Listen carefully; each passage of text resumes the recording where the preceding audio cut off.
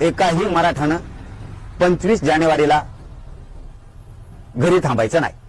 नोकरदार मराठा असेल, व्यावसायिक मराठा असेल, कर्मचारी मराठा असेल, शिक्षक असतील, डॉक्टर असतील, वकील असतील, उद्योजक असतील, व्यावसायिक असतील, कंपन्यामध्ये कामाला असतील, कर्मचारी पोर असतील, तिथं कंपन्यात नोकऱ्याला असतील, शेतकरी मराठा असेल, मजूर मराठा असेल, या सगळ्या मराठ्यांनी 25 जानेवारी 2025ला आंतरवाली गाठायची.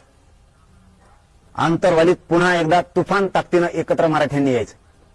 सरकारकडून आपल्याला आपल्या लेकरासाठी आरक्षण मिळवायचंय. कारण भरत्या आहेत, ऍडमिशन आहेत, पोरांचे हाल व्हायला नको. कारण तुम्ही ज्या एकजुटी आतापर्यंत दाखवल्यात, या एकजुटीला मराठ्यांच्या या जगात तोड नव्हता.